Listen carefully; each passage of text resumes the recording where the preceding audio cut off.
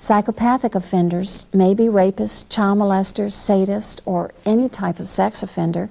They may not even be sex offenders, but engage in other forms of criminal or exploitive behavior instead.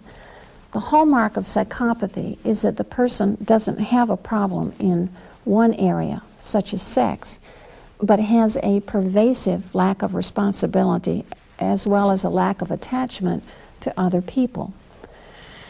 In this next section, Robert describes behavior that puts him in the category of power and controlled rapist, but doesn't necessarily tell us his problems are pervasive and that he has no capacity for attachment. That will come later. Yeah, it was power and control. I was grooming her from the age of, it started about the age of 1.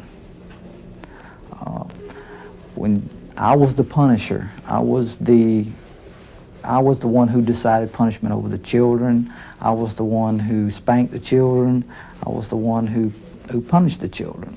And if I seen the children doing anything wrong, even bickering and arguing amongst themselves, I would whip them and tell them, you know, just kids playing. I would tell myself, well, she's not going to be like that. She is going to be the perfect mate. And I told myself that. And I didn't molest her then. The perfect mate. The perfect So mate. I was grooming her to fit me. To fit me. And at what age? I started at about a year. I started grooming her, whooping her, and telling her this, to do this, not do that. Then when I molested her at 18 months old. And I thought to myself, I said, well, this is going to be easy. This is going to be easy. I'm going to have my own child, my own stepdaughter, which is really not blood related to me. And I'm telling myself these things, it's not blood related to me. When she grows up to be 14, 15 years old, I will have the perfect sexual mate for sexual purposes. Anything else didn't matter. It was sex. That was it. I didn't care about, really, honestly, I didn't love the child. I wanted the child for my own purposes. I was the one potty training her. Okay? My wife let me potty train her. I potty trained her. And at first when I was potty training her, I gave her a break. Every now and then she could use the bathroom in her pants. But I was setting her on that stool for sometimes hours at a time, telling her to use the bathroom there. She started doing it. She started using the potty, and then all of a sudden I've been doing this for about 3-4 months, and she got good at it, and then all of a sudden she would use the bathroom in her pants, and I would tear her hide up. I would actually put bruises on her butt by spanking her by using the bathroom in her pants.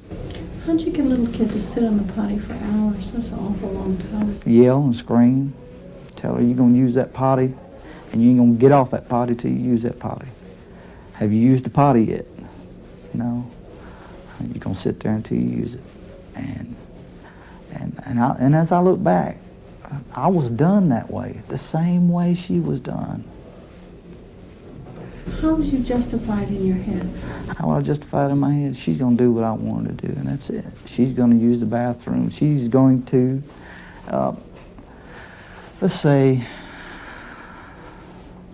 that I told her that Daddy loves her, and Daddy's going to take care of her, and Daddy's going to give her anything she wants as long as she does what Daddy tells her. I got married at 19, and I kind of like refrained from, or tried to refrain from sexually acting out with any other ladies besides her, because I knew that AIDS was coming out, and I knew that diseases were very frequent. And I started thinking to myself that if I stick with this one girl and just groom her, one woman, I would groom her and get her to do what I wanted her to do. And eventually she did. She done what I asked her to do. It was no problem. It was a little at a time, and I done it. And I manipulated her and coerced her. Manipulation, coercion, violent behaviors, striking her, get her so drunk she'd pass out, and I'd do what I want to with her. I'd force myself upon her when she was passed out and did what I pleased. And my sexual behavior got real out of whack. Yeah, I made her force objects into her vagina. I made her, forced her into watching pornographic material and stating that I wanted to do that certain thing to her. I wanted to have sex with her constantly. This was every day, 3 or 4 times. I would get it, want it as many times in the day as I could get it. And I have got it up to 6 times in one day. And still, I did not have enough. I wanted more. It was like a fix. I wanted it. And I did anything I could to get it. And how many victims did you have total? I have a total of 24 now. And I'm looking to see if I have any more. And were these, you said these were all kids except 2? No. Oh, yeah, well, they were under the age of 18. Most of my victims were the age of 11 to 16. And how did you get control of them? Was it through force and control and violence? It was manipulation. No, it wasn't violence. It was more like manipulation. It was coercion. It was like, I'll buy you this, I'll give you that, you know, and treating them like a person, but they were just objects. They were just objects. I was doing anything in my power to get them to give sex up, to give it up. And that's what I used to tell them. I said, give it up, you know. After I would have done, say, groomed them up, and then and they would comply. I would buy them beer, get them drunk, get them high, get them, any way that I could manipulate a woman or a girl, a child into having sex, I would do it. In this section, you will see the lack of attachment to anyone that suggests Robert is not only a power and control sex offender, he is quite psychopathic as well. The best way to fool people is to help them, is to ask what they want, ask what they need. Do they need any help doing anything? Do they need any money, or do they need their car fixed? Do they need the grass cut? Do they need their children looked out for? Do they need a job? Do they need anything to get them to think that I am a decent person and want to help? Trust me, I will help. And overall, that was a flat-out lie.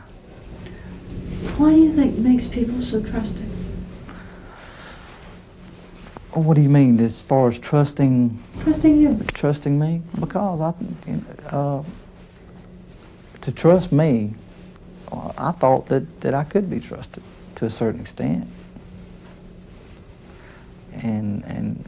But behind their back, no. I would take things from them, steal from them, scope out things that I could steal, just see what I could get out of somebody, just get what I wanted. That's what I wanted. I see something I want to get somebody to trust me. Like, say if I was to go over and cut this person's grass, fix his car, loan him some money, and then and if I see something I want, like he's got a nice stereo, then, and I would set it up. I would say, hey, well, he's not home at such and such a time. That'd be the perfect time to go get me a stereo. So I would say, hey, he's gone. I know exactly how to get in through the back way. I'll even go into his house and open a window so I can come in here tomorrow or steal his stereo. I was looking out for number one, for me. I didn't have any empathy for anybody else because it seemed to me nobody had any empathy for me. I wasn't going to give anybody any empathy who didn't give it to me. And that was it. That was bottom line. You don't... I didn't have people cry for me or tell me, ask me if I needed anything. Then, you know, I wouldn't use any empathy. I would fake it. Now, fake empathy, like saying, I know how you feel. I've been in that situation before. I've done that, and it didn't turn out all that hot. And I would fake it, but there wasn't no empathy there. That was just a show. That was just to tell. That was just to get the person to say, well, hey, you know, he seems like he's pretty good fellow. And, you know, that was manipulation all the way. I'm aware how disturbing this film is. I made it because I've seen children report acts of sadistic abuse and not be believed because the listener refused to believe that such things happen. It's easier to deny malevolence than it is to face it. But we have no hope of detecting and stopping this kind of behavior if we don't learn something about it. I made this film in the hopes that the next victim won't report 6 or 7 times as Gerald's victim did and still not be believed.